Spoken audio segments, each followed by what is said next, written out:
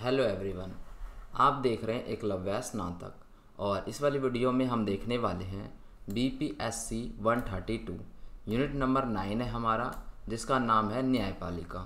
ठीक है दोस्तों, यहाँ आप देख सकते हो कि आपका यूनिट नंबर जो 8 है यहाँ तक हो चुका है कंप्लीट और यूनिट नंबर जो 9 है ये इस वाली वीडियो में कंप्लीट हो जाएगा।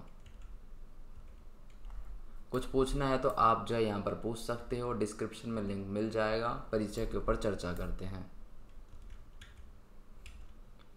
यहाँ पर आप देख सकते हो कि सबसे पहले हमें ये समझना है कि जो है न्यायपालिका क्या होता है, न्यायपालिका की क्यों ज़रूरत होती है।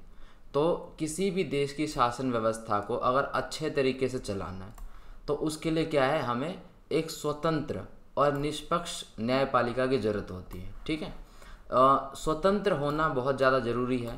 ठीक है, स्वतंत्र होगा तभी वो निष्पक्ष जो है वो फैसला कर पाएगा और तभी वो एक तरह से जो है अच्छा न्यायपालिका जो है वो माना जाएगा। तो इसके लिए बहुत ज़्यादा ज़रूरत जो है होती है। न्यायपालिका के बारे में कि क्या होता है, इसके बारे में हम पहले विचार कर चुके हैं कि न्यायपालिका क्या है, व्यक्तियों के अधिकारों की रक्षा करता है वो।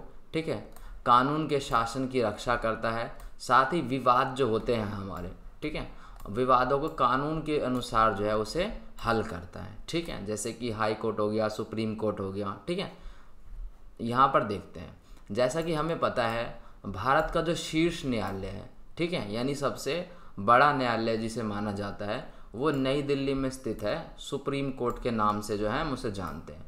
जैसे हाई कोर्ट में मान के चलिए आपकी कोई जो फैसला है उस फैसले से जो है आप खुश नहीं है तो आप उसको सुप्रीम कोर्ट में जो दोबारा से जो है अपील कर सकते हैं। सबसे बड़ा जो कोर्ट है वो है। ठीक है, उसके नीचे अलग अलग तरीके के राज्यों के जो है हाई कोर्ट आते हैं, उसके बाद जिला स्तर की जो अदालतें आती है वो भी है, जिसे अधीनस्थ न्यायालय वगैरह जो है कहते हैं। ठीक है, तो ये सारी चीज़ें होती हैं।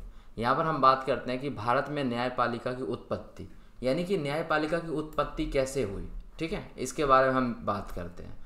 तो ये है कब की, अंग्रेज़ों के समय की बात की। ब्रिटिश काल में क्या हुआ था, सबसे पहले ईस्ट इंडिया कंपनी को अपने कर्मचारियों के संबंध में दीवानी और सैनिक कानून बनाने का अधिकार दिया गया था। यानी कि ये जो कानून बनाने का अधिकार है और ये सारी जो चीज़ें हैं ये शुरुआत में वहीं से स्टार्ट हुई थी। ठीक है, और 1773 के रेगुलेटिंग एक्ट ने क्या किया, बंगाल के फोर्ट विलियम में, ठीक है, सम्राट को सुप्रीम कोर्ट ऑफ जुडिकर का अधिकार दिया गया। ठीक है, तो यहाँ से क्या है इस चीज़ की उत्पत्ति हुई और सबसे पहली बार इसको जो यहाँ पर जो है इस्तेमाल किया गया था। ये कंपनी के अधीन क्षेत्रों का सर्वोच्च न्यायालय था। ठीक है, ये कहाँ का सर्वोच्च न्यायालय था, जो कंपनी थी उसके अधीन, मतलब उसके जो वश में जो क्षेत्र थे उस जगह का सर्वोच्च न्यायालय था। ठीक है, इसके अंदर में क्या था, एक मुख्य न्यायाधीश था, यानी कि एक सबसे बड़ा जो है न्यायाधीश था और 3 जो है अन्य दूसरे जो है न्यायाधीश थे और ये सब जो है ये सम्राट के ही द्वारा नियुक्त किए जाते थे। यानी कि इन न्यायाधीशों को कौन चुनता था, सम्राट जो है वो चुना करते थे। तो इस प्रकार की जो चीज़ें हैं ये वही से जो है उत्पन्न हुई है। ठीक है, यहाँ पर अगर हम बात करें सर्वोच्च न्यायालय की, ठीक है, सर्वोच्च न्यायालय क्या होता है आपको बता दिया।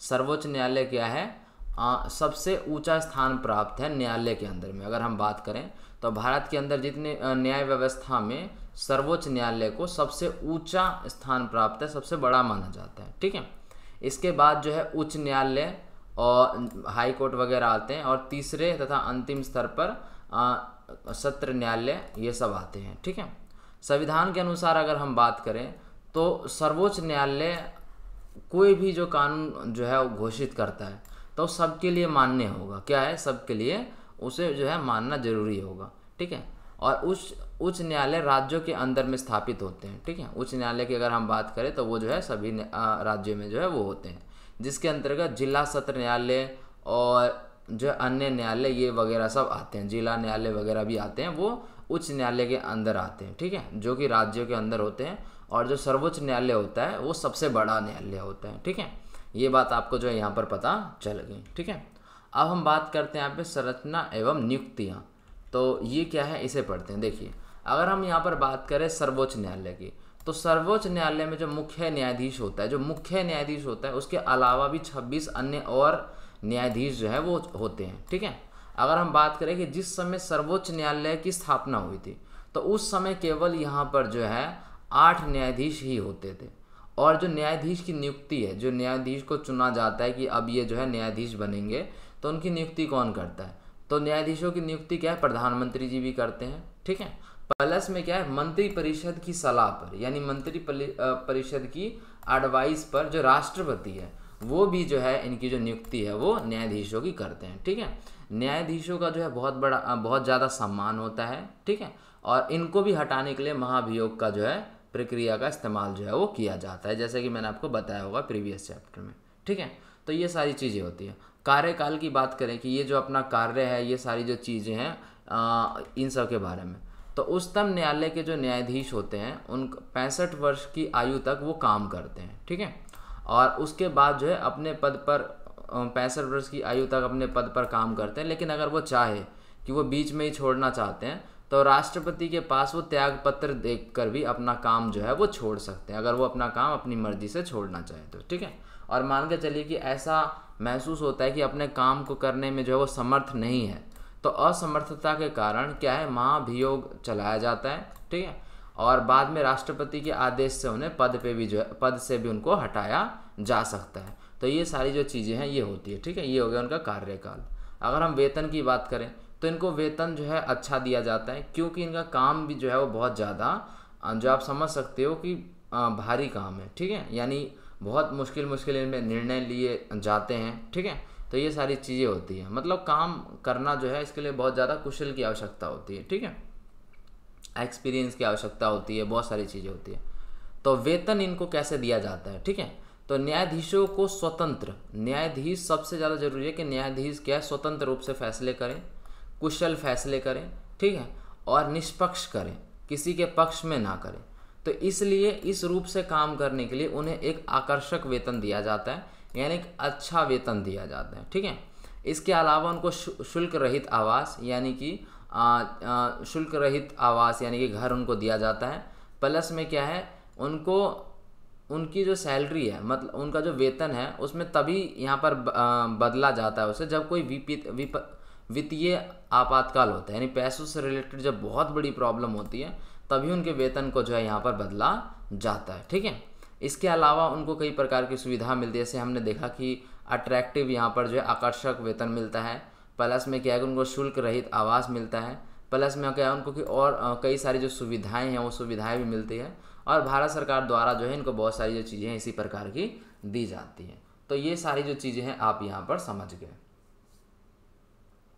आगे देखते हैं, यहाँ पर हम बात करते हैं अधिकार की। तो जजों के पास क्या होता है, बहुत ज़्यादा जो है अधिकार होते हैं, क्योंकि इनके अधिकारी कार्य में किसी प्रकार का बाधा उत्पन्न न हो। यानी आप समझ रहे उनका काम कैसा है, इनके काम में हो सकता है कि बहुत सारे लोग जो हैं इनसे जो है हेट करने लग जाएं, ठीक है। तो इसलिए क्या है, इनके काम में बाधा उत्पन्न ना हो, इसलिए क्या है कि व्यक्तियों के विरुद्ध न्यायालय द्वारा कार्रवाई जो है यहाँ पर की जा सकती है। अगर किसी प्रकार की इनको प्रॉब्लम होती है तो वहाँ पर जो है न्यायालय जो है कार्रवाई कर सकता है। संसद में भी उन पर महाभियोग चलाने के अलावा किसी और व्यवहार के बारे में जो है चर्चा नहीं की जा सकती, ठीक है। यानी कि जो ये जज होते हैं इनका काम इतना ज़्यादा जो है वो होता है कि इनको ज़्यादातर लोगों से क्या है, मतलब इनके ऊपर सवाल जवाब भी जो है वो नहीं पूछे जाते। महाभियोग और इन सब के अलावा जो है इनसे जो है ये सारी चीज़ें जो नहीं होती, आप समझ रहे हो, ठीक है। तो इनका काम इसी तरीके से होता है कि इनको क्या है, निष्पक्ष फैसले करने होते हैं कि किसी के पक्ष में नहीं कर सकते ये। तो ये सारी चीज़ें होती है। अब हम यहाँ पर बात करते हैं सर्वोच्च न्यायालय का क्षेत्राधिकार, ठीक है। इसे बढ़ते हैं। क्षेत्राधिकार का मतलब होता है कि क्या अधिकार होते हैं इनके, किस चीज़ के अंदर इनके अधिकार वगैरह सब जो है होते हैं, किस क्षेत्र में अधिकार होते हैं। संविधान के अनुसार अगर हम बात करें तो 141 के अंतर्गत सर्वोच्च न्यायालय के क्षेत्राधिकारों को 4 भागों में जो है बांटा गया है। पहला है प्रारंभिक क्षेत्राधिकार, दूसरा है अपीलीय क्षेत्राधिकार, तीसरा है परामर्शवादी क्षेत्राधिकार और चौथा है न्यायिक समीक्षा का क्षेत्राधिकार, ठीक है। तो इन चारों क्षेत्राधिकार के बारे में जो हम यहाँ पर डीप चर्चा करेंगे, इन सभी के ऊपर में जो हम यहाँ पर समझते हैं बात को। सबसे पहले देखते हैं प्रारंभिक क्षेत्राधिकार। तो प्रारंभिक क्षेत्राधिकार का अर्थ होता है दोस्तों एक इस प्रकार के मुद्दे से जो मुद्दा जो है सीधे सर्वोच्च न्यायालय में आया हो, ठीक है, वैसा मुद्दा जो दूसरे न्यायालय में नहीं गया हो सीधा सर्वोच्च न्यायालय में जो है वो आता है। तो इससे क्या है, भारत सरकार, ठीक है, तो ये इसके अंदर आता है। और भारत सरकार तथा एक से अधिक राज्यों के बीच जो उत्पन्न विवाद होता है उन सब में भी जो है ये अपने अधिकार जो है ये दिखा सकती है। प्लस में मौलिक अधिकारों के कार्य से संबंधित विवाद, उनमें भी जो है इनका अधिकार जो है ये होता है, ठीक है।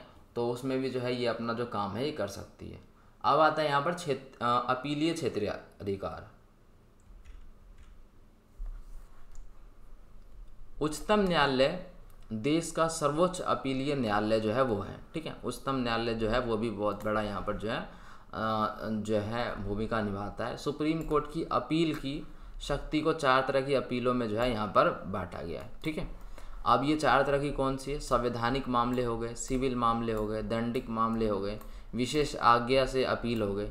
तो ये सभी चीज़ें जो है इसके अंतर्गत आती है। अनुच्छेद 134 की अगर हम बात करें तो उच्च न्यायालय के निर्णय के विरुद्ध भी क्या है कि सर्वोच्च न्यायालय की अपील की जा सकती है। इसका क्या मतलब है, इसका मतलब है कि जैसे मान के चलो उच्च न्यायालय में क्या है, आपने कोई केस करा, ठीक है, कोई केस आप लड़ रहे हो और उसके फैसले से जो आप सहमत नहीं हो तो आप सर्वोच्च न्यायालय में जो है अपील कर सकते हो, ठीक है। ये सारी चीज़ें होती हैं।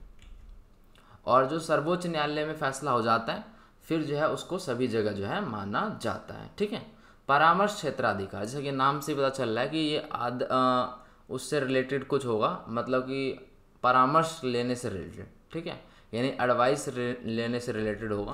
तो इसमें समझते हैं, देखिए, यदि कानून के मामले में किसी निचली अदालत को या कोई संवैधानिक निकाय या उच्च न्यायालय से सहायता वो सलाह मांगता है तो इसे सर्वोच्च न्यायालय का क्षेत्राधिकार के रूप में जो है देखा जाएगा। मान के चलिए कि कोई कोई निचला अदालत है, ठीक है, जो कि सुप्रीम कोर्ट से छोटा वाला है, सर्वोच्च न्यायालय से, तो वो किसी प्रकार की जो यहाँ पर एडवाइस जो है वो मांग सकता है, ठीक है। न्यायिक समीक्षा का अधिकार, इसे पढ़ते हैं। यहाँ देखिए, भारत के जो सर्वोच्च न्यायालय की शक्ति है वो क्या है, वो अमेरिका के शक्ति से बहुत ज़्यादा है, ठीक है।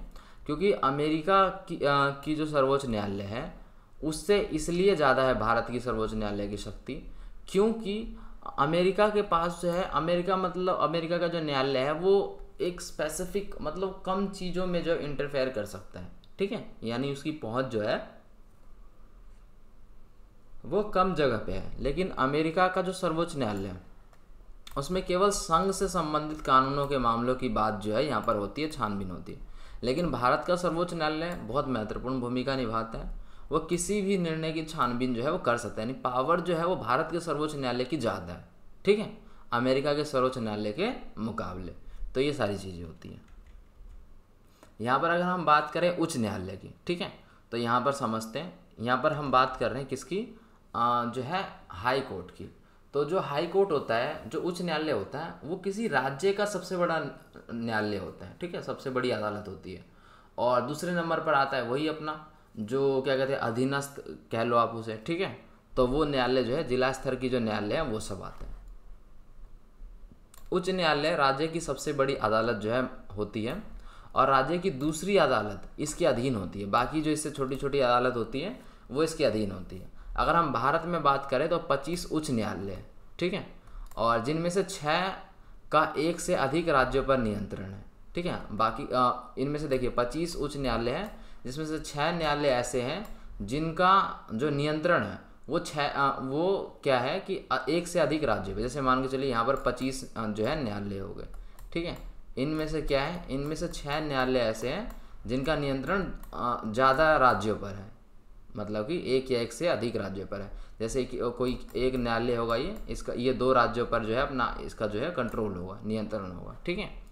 सभी उच्च न्यायालयों में एक जो है मुख्य न्यायाधीश जो है वो होता है जिसकी नियुक्ति भारत के राष्ट्रपति जी करते हैं, ठीक है। नियुक्ति में यही आप समझ लीजिए प्रधानमंत्री जी करते हैं, राष्ट्रपति जी का जो है इसमें ज़्यादा योगदान होता है, राष्ट्रपति जी जो है इसमें ज़्यादा प्रभावी होते हैं, ठीक है। ये सारी चीज़ें होती हैं। अब यहाँ पर हम बात करते हैं यहाँ पर अधीनस्थ न्यायालय की, ठीक है, कि जो कि यहाँ पर है छोटे न्यायालय की आप जो है यहाँ पर जो है बात कर सकते हो, ठीक है, जो जिला स्तर की जो है अदालतें होती हैं वो वाली, ठीक है। तो उच्च न्यायालय के अधीन अगर हम बात करें तो उच्च न्यायालय के अधीन जो है वो जिला स्तर की अदालतें को आप जो है यहाँ पर समझोगे, उच्च न्यायालय के जो है अधीन होती है, वो जो हाई कोर्ट होता है उसके अधीन होती है छोटे न्यायालय, ठीक है, जिसे हम अधीनस्थ न्यायालय कहते हैं, ठीक है। आपको समझ में आ गया होगा अभी तक। जो सबसे बड़ा न्यायालय है वो है सुप्रीम कोर्ट, ठीक है, वो सुप्रीम है। और उसके बाद क्या है कि यहाँ पर आता है अपना हाई कोर्ट, ठीक है, ये उसके बाद जो कि सभी राज्यों में होता है, राज्य का सबसे बड़ा होता है। और उसके बाद यहाँ पर जो है आ जाते हैं और भी छोटे छोटे, जिसके अंदर में यहाँ पर जिला स्तर की अदालतें हो गई और भी जो है अदालतें जो अलग अलग उसके लिए है, अलग अलग सेक्टर के लिए, ठीक है। तो ये सारी चीज़ें, इस न्यायालय में न्यायाधीश की नियुक्ति जो है वो उच्च न्यायालय के सलाह से राज्यपाल द्वारा होती है। तो इस न्यायालय में जो न्यायाधीश है उनकी नियुक्ति कैसी होती है, तो उसकी नियुक्ति होती है कि जो उच्च न्यायालय के हैं, ठीक है, उच्च न्यायालय के जो न्यायाधीश हैं वो राज्यपाल को बोलते हैं और उन राज्यपाल के सलाह से होती है। अधीनस्थ न्यायालयों पर उच्च न्यायालय का पूर्ण नियंत्रण होता है। तो जो अधीनस्थ न्यायालय होता है उस पर उच्च न्यायालय यानी हाई कोर्ट का पूरा नियंत्रण होता है, उनके अनुसार ही वो काम करते हैं। और साथ ही क्या है, जो उच्च न्यायालय है इसकी कार्य पद्धति पर भी यहाँ पर जो है नज़र रखी जाती है। कार्य करने वाले जो न्यायाधीश हैं उनकी व्यवस्था करना, देख रेख करना, ये सारी जो चीज़ें हैं ये इसके अंतर्गत जो है आती हैं, ठीक है। तो आपको जो है यहाँ पर समझ में आ गई होंगी सारी चीज़ें। छोटा छोटा टॉपिक था और जो है उसके अंदर जो है हम बातों को समझ रहे थे कि किसको जो है क्या बोला जाता है, ये सारी चीज़ें, ठीक है। तो टेलीग्राम और इंस्टाग्राम का जो लिंक है आपको डिस्क्रिप्शन में मिल जाएगा, आप जो है वहाँ पर फॉलो कर सकते हो, ठीक है। और टेलीग्राम में क्या होता है, टेलीग्राम में आपको जो है वीडियो के लिंक्स प्रोवाइड कराए जाते हैं, आने वाले टाइम में हम नोट्स भी प्रोवाइड करेंगे, ठीक है। तो ये सारी चीज़ें हैं, आप टेलीग्राम में ज़रूर ज्वाइन हो जाइए, 10,000 से ज़्यादा बच्चे हैं, ठीक है। इंस्टाग्राम पे भी आके आप जुड़ सकते हैं, वहाँ पर मैं अपडेट देता रहता हूँ और कौन से नए सब्जेक्ट जो है स्टार्ट कराने हैं उसके बारे में भी जो है मैं वहाँ पर जो है बताता रहता हूँ, ठीक है। तो ये सारी चीज़ें हैं। वीडियो आपकी यहाँ पर ख़त्म हो चुकी है, यूनिट आपका जो है 9 है न्यायपालिका, वो ख़त्म हो चुका है। वीडियो को आप लाइक कर सकते हैं, कमेंट कर सकते हैं, शेयर कर सकते हैं, साथ ही चैनल को सब्सक्राइब करके बेल नोटिफिकेशन आइकन को प्रेस कर दें, जिससे नई वीडियो की जो नोटिफिकेशन है वो आप तक पहुंचती रहेगी। तो धन्यवाद दोस्तों, मिलते हैं नेक्स्ट यूनिट में।